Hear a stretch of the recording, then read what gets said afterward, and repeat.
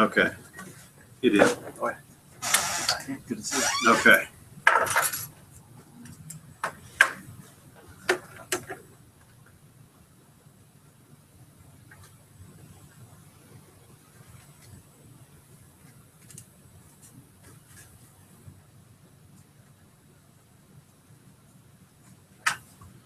Okay. Okay. Cool. Yeah. Yeah. All right. Cool. Okay. And so, will I be able to see? Will I be able to see anything? I won't be able to see. Okay. So that's what I'm going to do right now. Is just. I don't need to post anything now. You just. I can just start talking.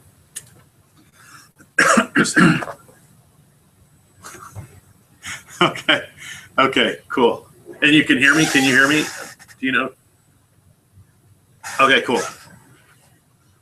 Awesome. Awesome. All right. Thank you very much, Brandy, so much. Thank you. And when I get down to San Diego, I'd love to connect with you. All right. Thank you. Thank you. Bye now. Okay. We just started this. That's the camera up there. So here we go. You know what? Let's see what we can do about that. Let's put this and see if this changes things for us. What are we looking at here then? Oh, that's even better. Okay, so we can move back. Let's move in here. There, perfect. So we can move this down like this. And I just wanted to say welcome. This is the first high-tech, low-tech version of Thursday before the boardroom, Thursday night boardroom. And tonight I'm with a very special guest, and really wanted to do this before the boardroom. And quite honestly, I'm going to hit him up about doing the deep dive podcast as well. But Jeff Spencer, Dr. Jeff Spencer. He is what people call a cornerman. And if you want to know what the hell a cornerman is, think of Rocky. Think of Mickey to Rocky. And it's we're going to talk about what a cornerman is, but Jeff's experience goes all the way back to the 1972 Olympic Games when he was an Olympic athlete. He has, over the years, studied the science of what makes a champion and has found that there is a common blueprint that's proven over history. And so when I talk about that Jeff is the author and curator of the Champions Blueprint, I think that you would agree with that's something that's been around for history, and what he has been able to do is identify it and apply it, not just to athletes, but to Fortune 500 CEOs, entrepreneurs, extraordinary performers in every walk of life. And so, Jeff, thank you very much for being it's here. such a pleasure. Thanks. You walked right in the door. It's like, sit down. Let's go. Let's pick up as we go. But and so before the boardroom, this is just a chat, and I'm just going to say that there's going to be an offer here, and there's an event that's coming up in December 6th with Jeff. But we're going to get to know Jeff a little bit better, and I'm going to tell you that if you have the opportunity to ever get to meet with Jeff personally, definitely take advantage of it, because I had one lunch with him and he completely changed my perspective overnight, changed the way I looked at my business during that time, and really has had an enduring impact on me, and something that I'm going to be forever grateful for. So, well, thank you. Why don't we start with, who is Jeff Spencer? And well, yeah, but let's start with the fact that why would anybody here care about who Jeff Spencer is? Well, probably because of what I do. I work with Olympians in business and in sport, and also in the thought leadership space. And what I do, I look at the small details that create big results so that they can get their next gold medal, also make their next $1 million, and also raise their game, and particularly if they're in a situation where everything's on the line. Why don't you tell me when we go through the questions in the boardroom, we ask, what do you do, and who is your customer? If you were to give this a personification or some different types of people that you've worked with, you don't need to necessarily mention the names, Tiger Woods, but who is that avatar of your customer? It's generally somebody that's been successful, and they've got their bumps and their bruises, so they're real, and you can have a real conversation with them, because generally until you've been beat up a little bit, you're not quite real enough to be able to have the real conversation, to be able to move forward with real things to gain acceleration. So generally that's kind of a prerequisite. And generally, you've really been in it. Whatever you're in, you've been in it. Yeah, well, then you can have a real conversation, because unless you've been there and been beat up a little bit, it's really hard to believe that some of the recommendations that history tells us have got to go right to be able to move forward are really real.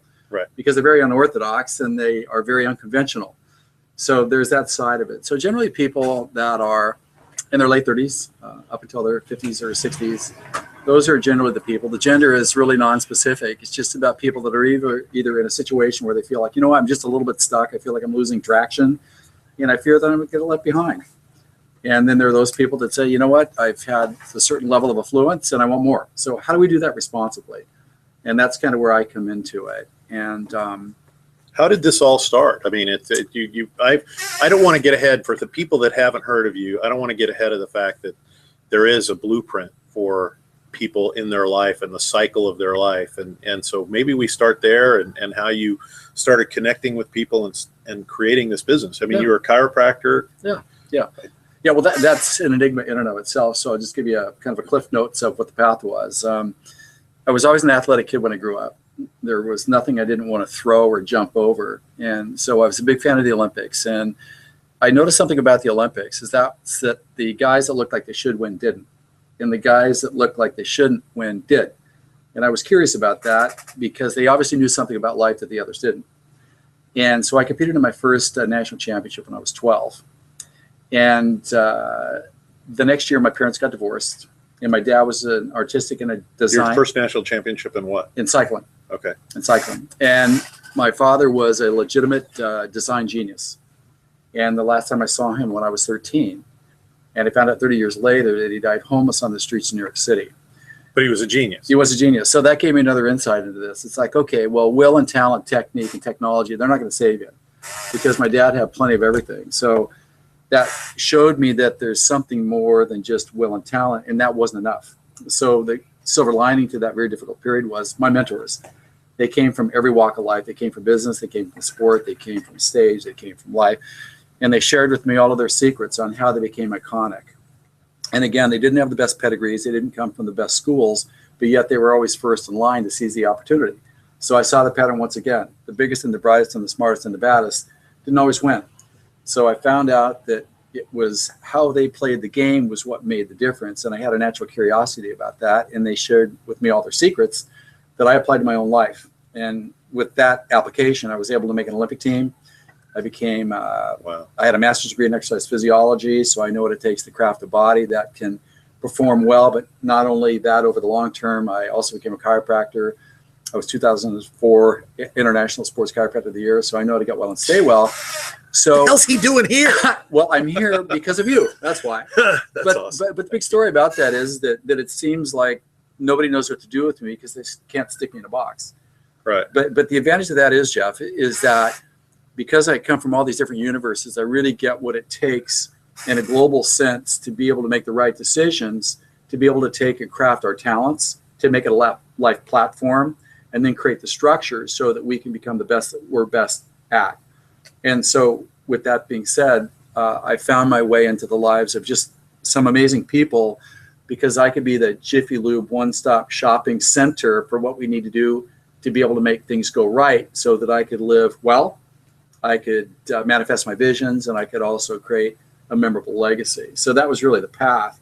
And what was interesting about that is that I wasn't really a coach, because I was a specialist in many things. Right. And I wasn't really a mentor that held someone's hand down a path. I kind of didn't fit either one of those descriptions, but I did fit the description of Cornerman. Right. And a Cornerman, like you alluded to before, is someone that sees the universe, and I can Yep. take your universe and I can say, well, look, Jeff, He we did. have, He did. you know, we have connections here that should be, and that's a good thing. And Yeah. then we have connections here that shouldn't be. Now that's not such a good thing. And we need connections over here so that we can tie your life together, so we can locate where you are, what you need to do to be able to move forward. Yep. So the observation was, having worked with some just amazing people. I've seen the good, the bad, and the ugly. I've worked with Lance Armstrong. I've been on Richard Branson's Island with him. I've spent time backstage with you too. I've spent time with Lance Armstrong. So it's like I've seen full spectrum. Exactly. Brendan Bouchard, you were on his stage. Yeah, I was actually with Brendan. Yeah, absolutely. I saw him last night, last weekend, as a matter of fact. So I've had this massive exposure to be entrusted with crafting people's futures by making good decisions now. And it's non-denominational. It's not about a specific area. It's about you. Right. And it's about how you show up and how we craft your path to your bigger future. So I'm kind of like the voice that whispers in people's ears. Mm-hmm. When they get in a critical situation, they know what to do because we've already talked about it. And the reason I can do that is because of the 40 years that I've been in this high performance space. History has revealed that there are 8 different steps that universally every prolific performer goes through without exception. There are no exemptions. So how this applies to us is that if I can take you and I can define the step that you're in, then history tells us exactly what we need to do to be able to move your life forward, or avoid the pothole, or jumpstart a stall, or thread the needle of something that absolutely has to go right. And history is such a great teacher because it doesn't lie. So that's the platform that I've created that's been birthed from my observation of being in the space for over 45 And so years. where somebody is like the first thing that you identify in this is, where are we in this blueprint? Yes. And then the only thing that matters is going to the next Yes. step. So here's the way that it works, is that we've got 8 steps. And if we can locate what step you're in, then we know what to do to move forward. And why that's critical is that if we have like a treasure map that shows us where the pot of gold is and it shows us where the cliffs are, but we can't locate you, then we don't know whether the next step you're taking is towards the gold or whether it's towards the cliff. We don't know that. Oh, okay. So we absolutely have to locate you so that we can define what history tells us has to happen to be able to move forward. And in each one of these steps, you're developing a capacity, a certain skill. Right. And the combined total of all those skills is that you can actually peak perform on command, any place, anytime, under any given set of circumstances. You know, this is interesting because I've been through just a very small part of what Jeff does. And we had a lunch and I was just explaining some of the challenges I was having, and he went through a series of questions, and it was fantastic because it was, you know, I needed somebody to talk to. And there was a lot of very, poignant questions. It wasn't like he was, making it real intense or anything. We were just having a conversation. And at the end of the conversation, it was a thing where you went through and you asked permission to be able to reveal myself to me. And without getting into detail, because we're on air, he revealed a couple of things to me that it was shocking, but it was still in that realm of understanding. So it wasn't like he was giving me this big, 50 miles down the road, 100 miles down the road thing. It was where I am right now and helping me understand the landscape of where I am right now, and the things that there's things that I have to concern myself with. There's some realizations that I have to come to grips with. And then what he just said was, here's the thing that you need to worry about now. Here's the things that are your challenges right now, the next steps. Because as humans, we only learn the next step, by the next step. And so the more, it's like what I was listening to a guy talk the other day about how he learned so many different steps after he had read Jay Abraham's book like 5 or 6 years ago, that he read it again. And it seemed like it was a totally different book because he hadn't learned everything. And now all of a sudden he was able to associate with it. And it was just an amazing experience, again, without getting into detail. But Jeff revealed to me things about certain, issues in my life. Had no idea. Like we weren't even specifically talking about some of these things. And he just was able to, from his experience, able to take from his champion's blueprint, from his taking inventory of the current situation, and was able to really truly help me.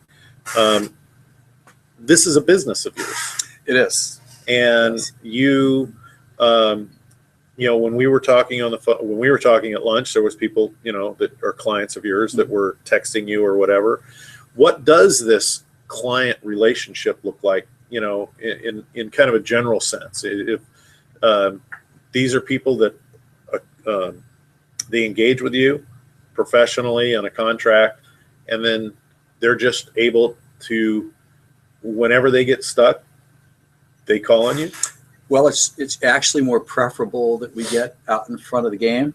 Yeah. So that we can intercept things before they become manifest. And because you know where they are in the blueprint, you can yeah. actually almost see the predict. future, You can actually. see where Yeah. what's going to happen. Yeah. So, for example, if I say you're in step number 4, we're building your base.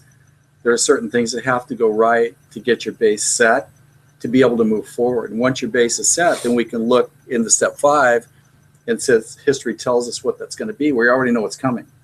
So you're ready for it. And most people aren't ready for anything. Most people are on survival.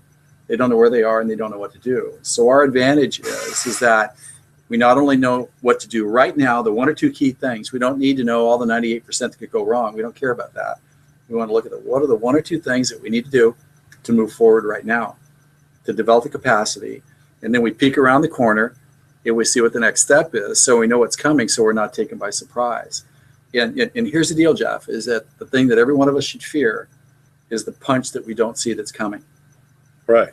And most people, because they're on survival, it's just day They're only by looking day. at that. They're like this, and they don't see that punch that's coming. That's right. And that scares me, because you can invest a lifetime in preparation and hope, and you can have immense talent, and you can have a great plan and great ambition and be coachable.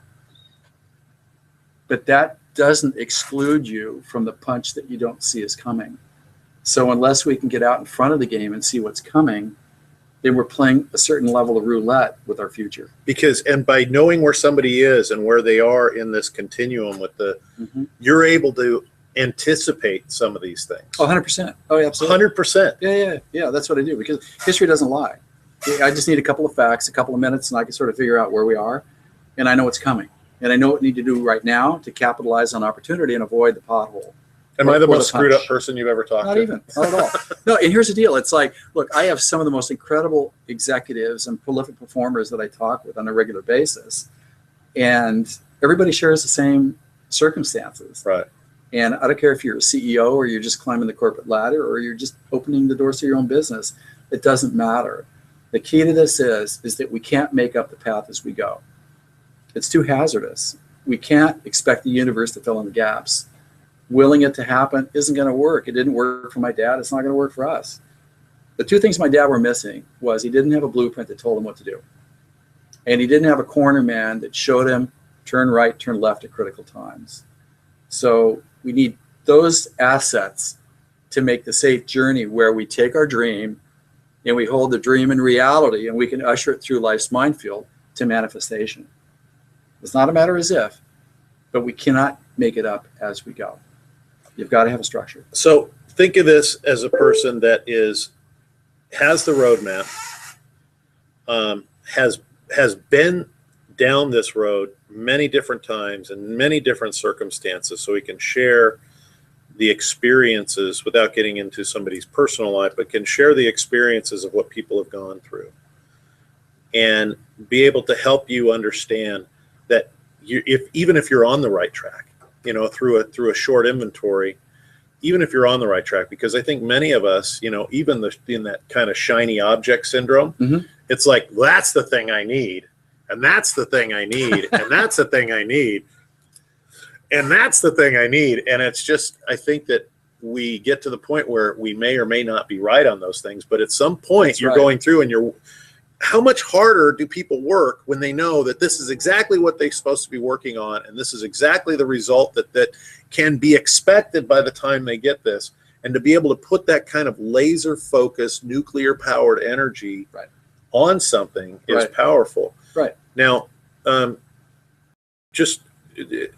you have, obviously you're a private cornerman to people, and that's an exclusive, groups and groups, businesses. Yes. And businesses. Okay. Yeah.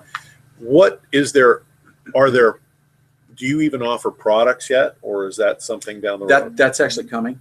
So Okay. the kind of engagements like right now there's personal private coaching, one-on-one, Mhm. high level. And then there are also workshops that I do that are limited to a select number of people, and they're only available through application.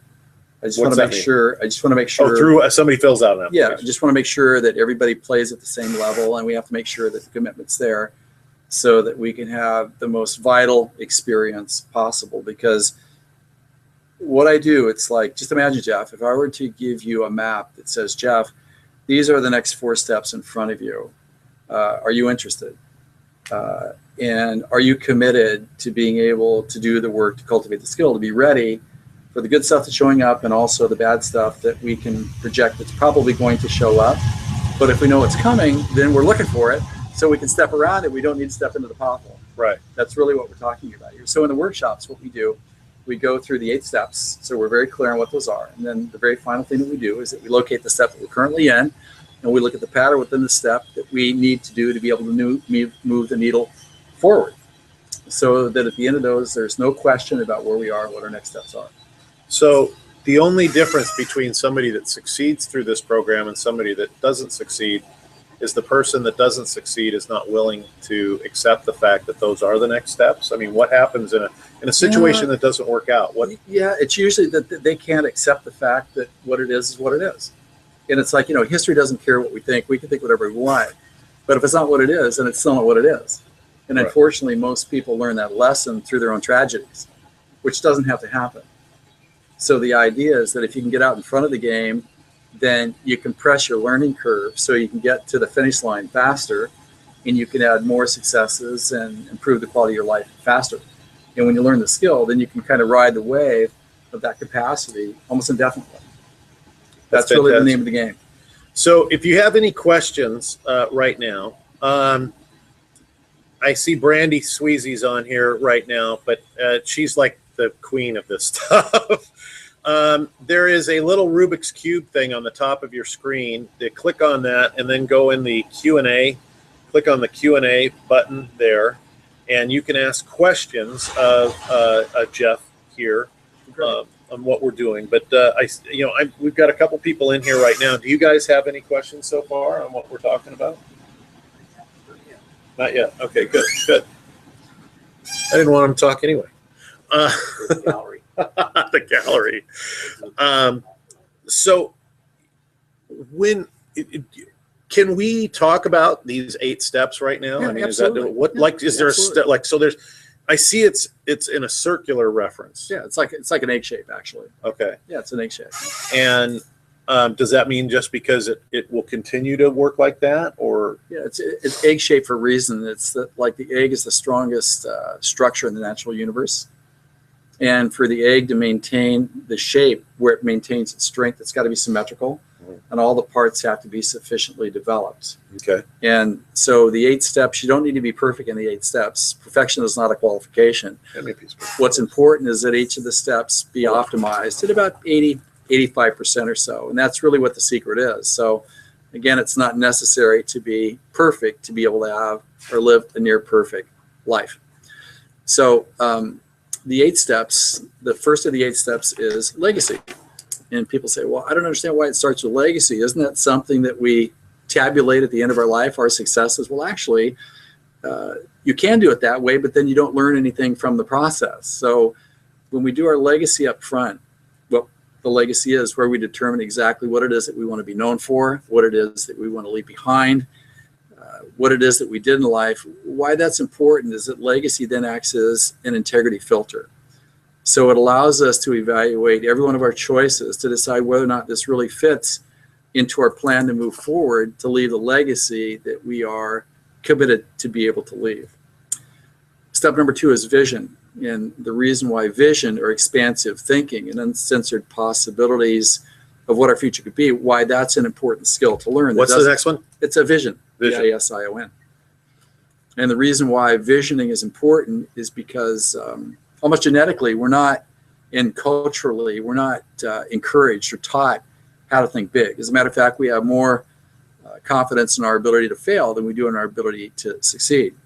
So it's a skill that people have to learn. There's a very specific process that I take people that attend my programs through to be able to learn that skill. But suffice it to say, why vision is important is that it gives us clarity in where we're headed, and that gives us purpose and gives us a reason to get up, and that's why vision is important. What's number 3? Step number 3 is mindset. And when I talk about mindset, I'm not talking about more positive thinking. I'm not talking about positive affirmations. I'm not talking about 180 IQs, but I'm talking about the capacity to be able to identify life's best opportunities and life's worst nightmares that aren't here yet, and know exactly what to do when to be able to capitalize on the opportunities and avoid the potholes.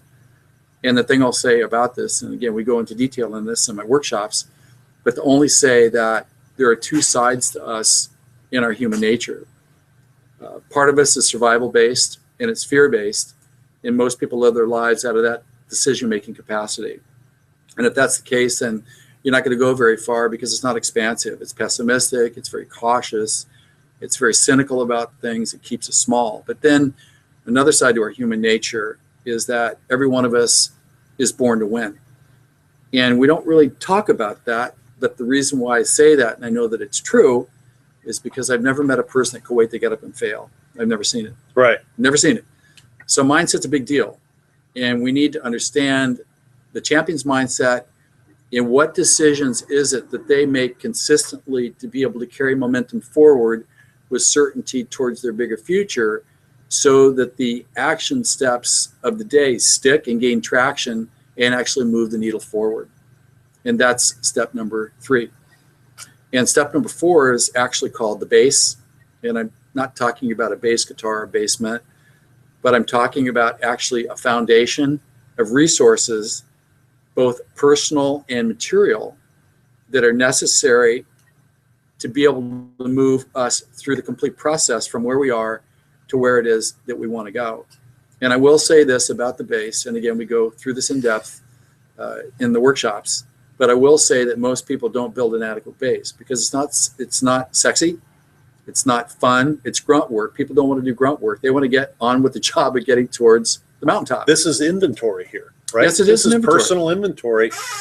And material inventory. And pain, like you just said, it's excruciating at this point. It is excruciating. Because you are seeing you in this material, and spiritual world of, and you might very well, and probably so, you don't like a lot of what you see at this point, do you?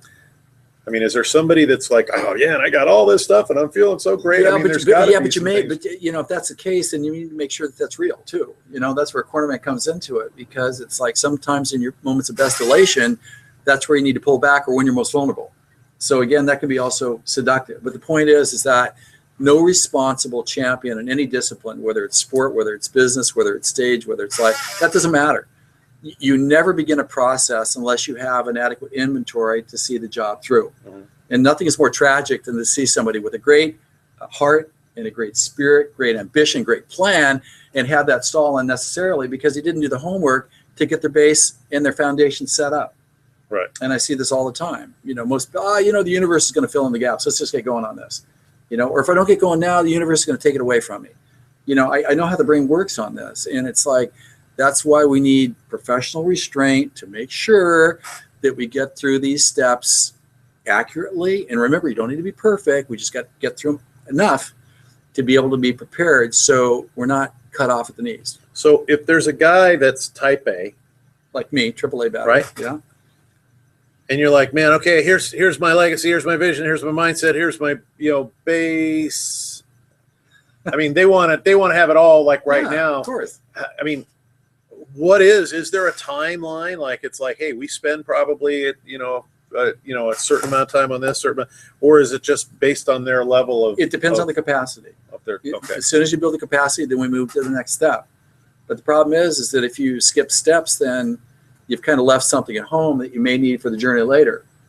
And what you leave at home may be the thing that stalls the process at a time where you shouldn't stall, The American Express card. Yeah. So again, this teaches us restraint, and it teaches us respect for process, Because when you're humming right along, you know what it's like when you leave your underpants at home, or the toothbrush, when you need a toothbrush, and all of a sudden, you know, you're almost at the finish line, but you don't have your toothbrush, then that means that you don't finish.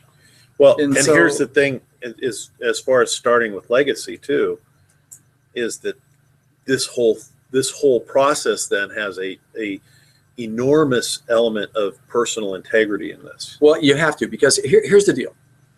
And, you know, we're driven biologically to get to the top of our game. I mean, every waking day for anybody is all about an achievement of some sort to be able to move the needle forward. And kind of like the general mantra is, let's get to the top. And once we hit the promised land, everything's going to be great. Well, you know, here's the deal, is that there's 2 steps above the top. The top's only 9 o'clock here. There's master and then there's champion. Completely different capacities. So if your drive is only to get to the top, you can get to the top in a lot of different ways. You look at Tiger Woods, you look at Lance. You know, Lance got to the top, right? But how about his legacy now? Right. You wouldn't say it's really red hot. Well, Right. had there been a discussion about legacy, meaning that this is going to be your permanent footprint that you're going to leave on humanity for what you did with your life and your talent, that's going to live in the permanent human record forever. Right. We got to think about that, because then that That's changes okay. that changes how we play the game. It's very much so. And it also, and we've got a question here from Brandy and I want to answer it, but that, I go back to that personal integrity thing, but it also is about living life on purpose.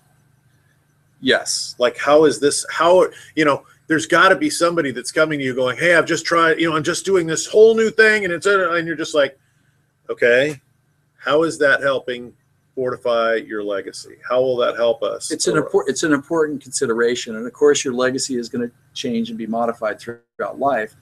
But it's like, the legacy question is really important because it makes life black and white, where we save a lot of energy.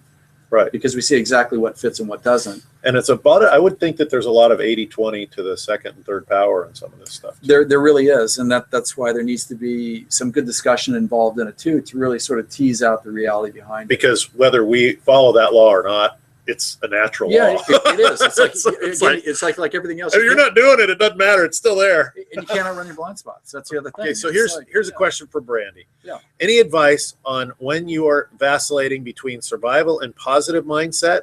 A good portion of the time I have the champion mindset. However, I see a pattern reverting to a survival mindset. Is there a way to stay consistently in the more empowering? Yeah, it's really important that you have a really good plan, and that you also have, I suggest, and we go through this in detail, but to say that every morning there should be some ritual that you go through that anchors you into your purpose for that day that you're committed to. Because if we start the day without that recommitment to a purpose greater than ourselves, then we become very vulnerable to people, places, and things. And all of a sudden, at the end of the day, we end up making everybody else's problem our emergency, and we don't move our own needle. So I think that it's really important every day that we recommit to consciously the purpose by which we are going to engage the day, and what the value of that day it is that we want to convey to ourselves and to each other. So that's another question, and I know that there's another question from Brandy. And Brandy, by the way, I appreciate you asking all these questions. Terrific. It's Absolutely. fantastic. Yeah. I think you're wonderful. And by the way, your avatar picture, I just think is just the cutest damn thing. But the getting up in the morning and really committing to yourself first thing in the morning, how do you see that as being, is that common amongst the most? No, it's not common at all. No, it's not, because here it's common among champions. Yeah. Because they understand this. I mean, most people's lives are, they get up in the morning, it's like a dolphin at SeaWorld, you know, they're out of the bed, they grab their coffee, they're already a million miles downstream, their brain's going a million miles an hour, they're already at risk, they're already vulnerable to people, places, and things. You know, you got to put the war paint on every day to engage purposely, so that you can make the choices to move your needle forward. Because when we fulfill what it is that we need to do that best represents our capacities, then basically everybody wins. Right. We do, and so does everybody else that we're around. but there's got to be some level of ritual involved in there, because naturally the thing is that we think, well, if I take 20 minutes to center myself and do this ritual, somebody else is going to get 20 minutes advantage on me and I'm going to get left behind. That's the way the brain thinks about it, but it's not true. One good decision made at the right time is worth 1,000 mediocre decisions made over weeks or months or whatever. That's awesome. So we need to put ourselves in a position where that becomes our platform by which we engage life. But that's scary to do because we're fighting our own human nature, right? Right. We're afraid that we're going to get left behind. And there's no truth to that at all. I could reveal this part of this. While I was having lunch with Jeff, I also have been working with Daniel Amen on the ADD protocol, and the getting up in the morning and going on a half-hour walk, not because you're going to get up and go for a walk and lose a bunch of weight. That's really, I still walk like I'm late for a plane or whatever for a half hour. And I got to tell you, that's become this special 2 hours every morning. Get up at 5 and I'm not in the shower till 7. Those 2 hours have become so powerful for me that it's like, hey, look, if I've got to be in the shower at 6, I'm getting up at 4. I'll alter some things, but those will be exceptions to the rule. Right now, I get up, I cannot help but go, I'm putting my stuff on and going out and walking. Well, that's it. So you're putting on the armor. Yeah, and it really, really has helped dramatically. Another question we have from Brandy about, we're going to get through these. I want to get through these questions here as far as or get through the steps. Mm-hmm. But Brandy asks, how many steps can you objectively spot when you're in them?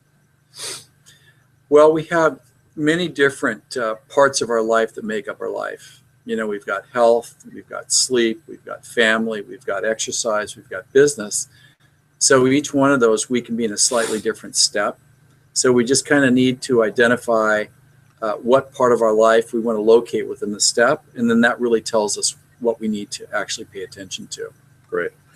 Okay, let's go to step 5. Step number 5, this is where the rubber meets the road. Step number 5 is called the climb. And remember, the first 4 steps that we did preceding this is creating the readiness or the preparation phase to safely begin the journey. So now steps 5 through 8 are where we're now performing to be able to achieve the goal or advance our life. So the first of those is step number 5, which is called the climb. When I talk about the climb, I'm not talking about I'm climbing the wall, somebody get me out of here, I'm going crazy, even though I think we've all felt like that a lot. I'm really talking about, like in Malcolm Gladwell's 10,000 hours in the book Outliers, it takes about 10,000 hours to develop the capacity to be able to perform at the level consistent with your ambitions.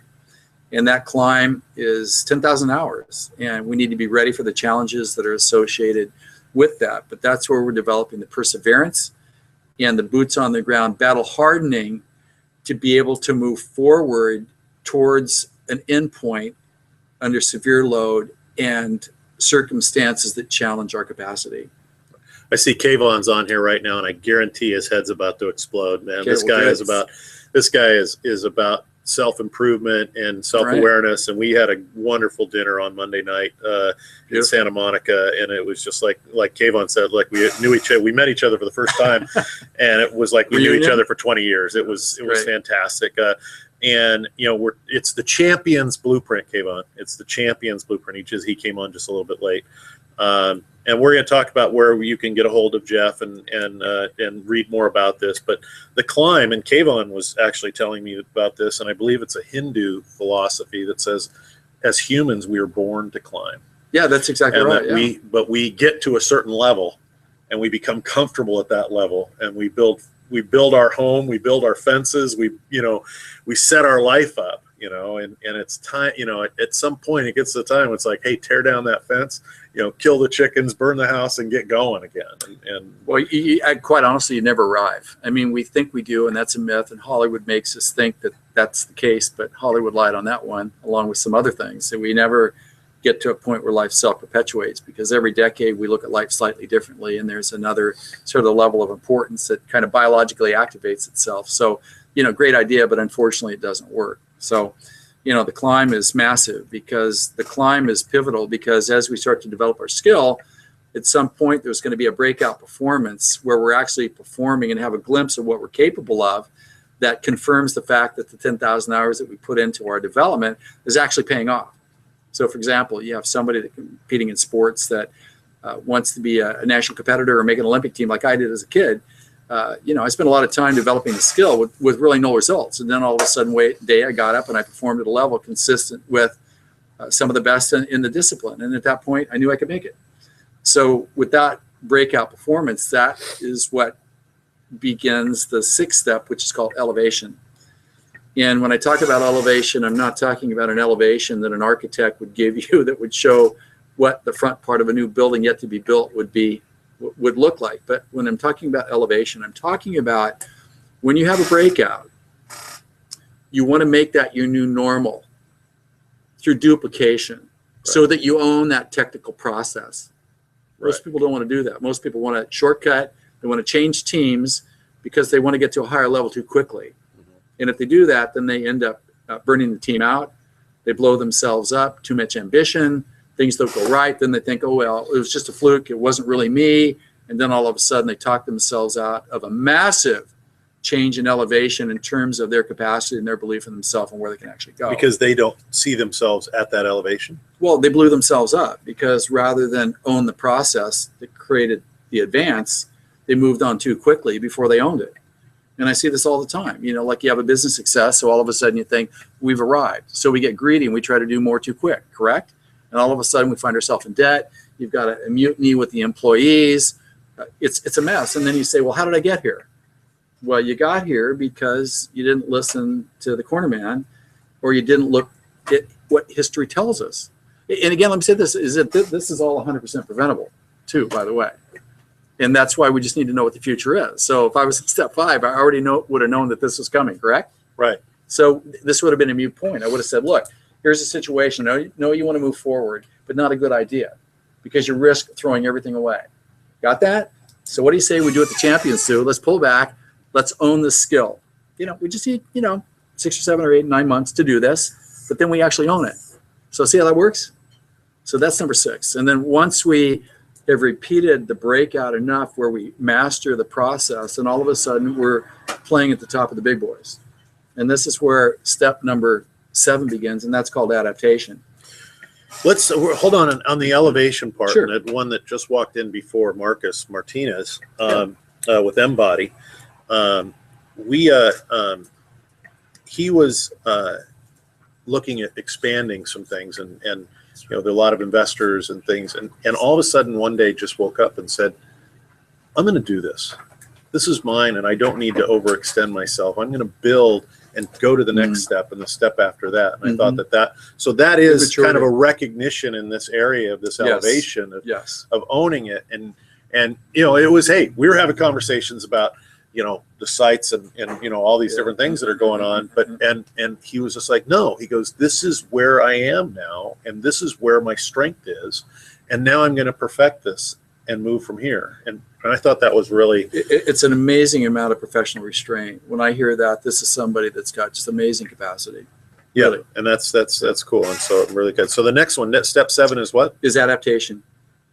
And just think of adaptation, meaning that all of a sudden you're performing at a level in line with your ambition. And what happens is that when you get there, all of a sudden the rules to the game change, because once you get to the top of your game, the rules completely change. You can't believe that. But once you do, the acceleration of responsibility sometimes is so severe and so startling that it locks people up. And unless you're ready for the acceleration, there's decisions, there's people, there's finances that you couldn't conceive of prior that are on such a scale that you may not be ready for that. And if you're not ready to play at that level, once you've got there, then you only have so much time to prove your capacity that you're capable of playing there. And if you can't adapt to it in a reasonable amount of time, then all of a sudden it crumbles. But nobody trusts you because you got there. But it's like a quarterback makes the big leagues, right? Yeah. So he gets a grace period, and if he doesn't perform, then he's out. Right. It's exactly like us in business. If we get to the top, there's people that maybe want to partner with us, correct? Right. Or maybe they want to share or combine or do something together, but their question isn't about your technical skills, it's about you. It's like, are you capable of running at this level. Because if Right. you are, we're going to do business. But if you're not, then it's a no-go. So most people not ready for the acceleration of it. So they lock up, and then they lose their credibility because there's only so much time to play the cards, correct? That's, yeah, absolutely. I hope that thing didn't just shut off for whatever reason. Hold on, let's just go back here. Oops, where are we? Best hangout I've seen. Thank you, Brandy. So it says, oh, phew. Okay, we're back. We're back. Presto. But this is important. Is Is this really kind of where you get the essence of the like the E-myth? When Gerber talks about the E-myth that we've evolved in our expertise, but now it's become this enterprise, and because we're the leader of this enterprise, we only have so much time to we become disenchanted almost at this point, or is it? Well, you're overwhelmed because of the acceleration of responsibility and the magnitude of the decisions. So really, it's like this is a time where you really need professional help to organize it. Well, your capacity catches up to being able to be the pilot of the bus once again. Okay. So when you get to the top, it's all about capacity at every one of these levels. Each one of these, yeah, it truly is. But to really say that when you get to the top, it's not like you've arrived and things get simpler. They actually get exponentially more difficult because of the acceleration of the opportunities and the responsibility of playing at that level. But as an adaptation, does this have the point where you start to say back to, almost back to into a base scenario where you're saying, look, to be able to gain the capacity to take this enterprise, whatever this is, I need somebody. Yes. Like this is when it's time to say, yes, this is where I don't have all the tools here. Yes, but here's the deal. You may not have enough time to get someone once you're there because the meter's already running and people are already looking at you and they want to know if you can handle it. Got it. So really ideally, as I said before, like when we're completing step 6 elevation, we should be peeking around the corner in step 7, knowing what's coming. Yep. So we have an adapt team already in place. So when we get there, we seamlessly transition to their support to guide us through that next challenge so that we get the buy-in from people to join a partner with us. Got it. That's why you got to be able to peek around the corner, because if you don't know what's coming, look, it's more likely that life's going to take you out at the knees rather than a technical detail of your business. Before we get to 8, I got one more from Brandy. Haha. Okay. I see more in the climb than in legacy at this point and hovering at mindset. So essentially, I need to go back to legacy. Any pointers on that? Yep. That was me. Thought it was a fluke. Yeah, well, actually, here's the deal: that most people are in step 6 that have multi-million-dollar companies. They don't have a legacy. They don't. They so just you got to start again. Yeah, you got to go back because you may need that, because when you have to scale, right? We're at a point where everything's ready to scale. If you don't have a legacy, then you don't know where you're going. So you can stall. So yeah, you got time to go back and pick it up. You know, it's like leaving a suitcase at the hotel, right? You just got to turn around, go back to the hotel, and pick it up. And pick it up when you got the time to pick it up, because that way then all of the skills that you need are always going to be there at your disposal to be applied when they need to be applied. That's the name of the game there. How did you do the assessment already, Kayvon? There's an assessment on your website? Yeah, they may have gone to the website. So we're going to get to 8. We're going to get to 8. And we're going to talk about the assessment and things, because that's a brilliant thing from a guy that was literally a doctor and owned a company already. Oh, I'm interested. And to be able to look at this and see that he was, where he was. But we're going to talk about now step 8. Actually, step 8, and let's sort of finish up with adaptation. Okay. So remember, when we finished up elevation, that's where we own the technical skill of our discipline. Yep. You're the technical maestro. And then we said when you started step number 7, adaptation, that's where you had to adapt to the acceleration of responsibility performing at the big leagues. And that's really where we okay? Yeah, she's fine. She's asking. She's all right. She's funny. So let's just sort of finish this up here. So adaptation is where you're developing a personal skill as an individual with the brain and the capacity to be able to manage the acceleration of responsibility playing at the top. So you marry that personal skill with the technical skill, and all of a sudden now you've mastered the process. You know how to win. You know how to succeed. That's a great place to be. So step 8 is really called the wave. And this is where you ride the wave like this. And this is the secret that the big boys do, is that they don't go after every wave. They pick appropriately spaced and appropriately sized and appropriately risk next ambitions or next goals. They don't go after everything. They're comfortable saying, you know what, why don't you take this one because I don't need it right now. They're comfortable with that. So they only go after the things that are going to work and build their legacies that they're good at. And so what they do, they pick the next goal, and then they prepare for it, and then they perform to achieve it, and then they pause on the downside of the wave to recover and rest. And most people don't do that. Most people want to go for more because they think if they pause, someone's going to jump in and take their next opportunity, and they're not going to have it. But that's somebody else's legacy. I understand, but our human nature Right. No, right. is That's what I'm saying. fearful that somebody's going to take something that I've got, and I'm not going to let that happen, so I'm going to go after everything. That's not what the big boys do. You know, they pick, they prepare, they perform, and then they pause and rest and regroup, and then they pick their next ambition, they prepare, they perform, they pause on the other side of that. So what you're doing, you're riding this wave like this, correct? Yep. So that extends your functional longevity.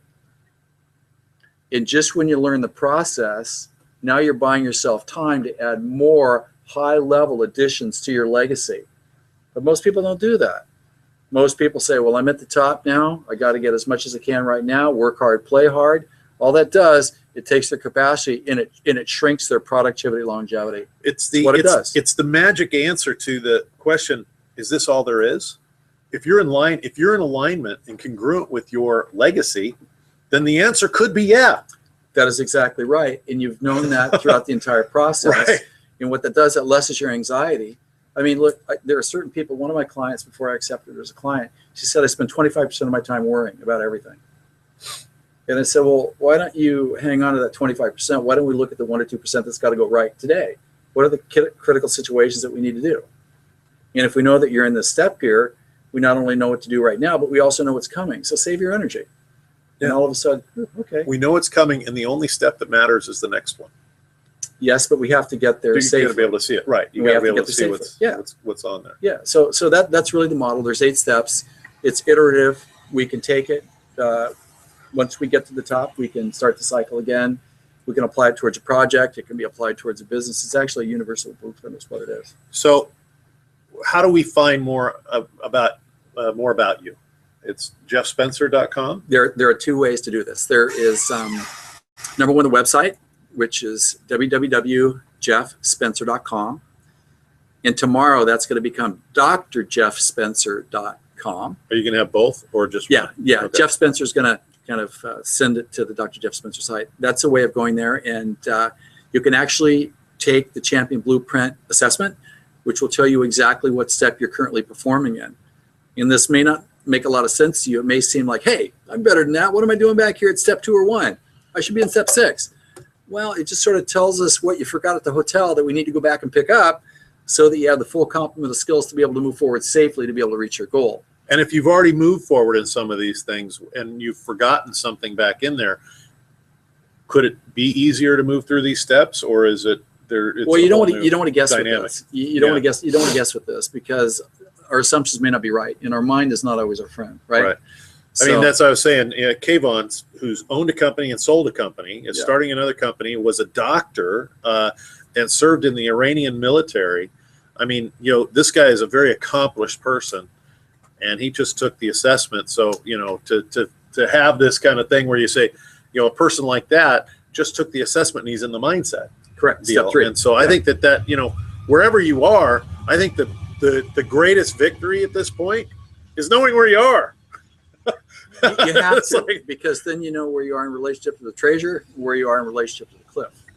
Because if you can't locate where you are, then every step you take, you don't know whether it's towards the cliff or whether it's towards the pot of gold. You don't know that. That's fantastic. That's fantastic. So you have an event coming up in do. December, and I know there's only a few spaces I do, left. just a couple. Can we talk about what that is? Absolutely. This is going to be the Champion Blueprint Workshop. It's 2.5 days. It's December 5th through the 7th. There'll be about 30 people. We've got 4 spaces left with 2.5 weeks to go. I'm very excited about this because the quality of people that are coming are just absolutely extraordinary. And the workshop is highly experiential. We'll be going through each of the 8 steps in detail.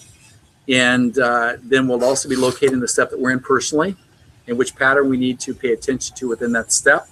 And exactly how is it that we use the champion blueprint the day after we're done to be able to move forward and gain acceleration towards our bigger future. So one of the things I'd like to do, Jeff, with your permission, is that for those that would like to come, please go to www.jeffspencer.com.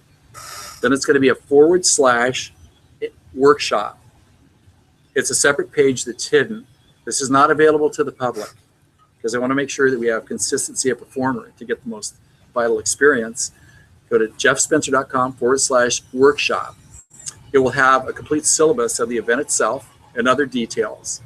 And there will also be registration on there. But what I'm going to do, I'm going to give you a code, and that code will give you a partial scholarship, a 25% scholarship reduction to the tuition for the event itself. And that code is champion, and those are all capital letters, CHAMPION, and then 2014 after it, champion 2014. Put that in the code box and complete your registration, and that will give them a scholarship on your behalf, Jeff. Awesome, thank you. What is the price without the scholarship? It's $950. Let me say this also, that's usually the events are $2,500 to $5,000, but I felt like I needed to get something in by the end of the year to make sure that those people that need to get the solid footing to finish the year strong, to be able to start 2015 from the strongest footing possible, I wanted to make sure that that happened. That's fantastic. Well, I appreciate that. You're welcome. With the scholarship, it's awesome. $750. Oh, great. Well, thank you. Thank you very much. It's so my pleasure. Okay, well, listen, we are getting ready. This is before the boardroom. It just turned 7 o'clock, which means that we are now going into the boardroom live. I appreciate, Jeff, you coming here all the way from up in Pasadena area. That's it.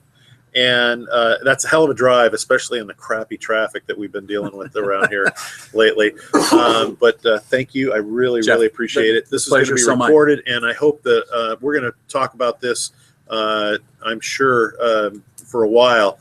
And Jeff is I'm proud to have him as a member of the boardroom. Yes. Such an honor. I hope that you have gotten as much out of this as I have. And look forward to hearing your comments. So thanks for the very first session of Before the Boardroom. Bye now. Thanks, everybody. Bye now.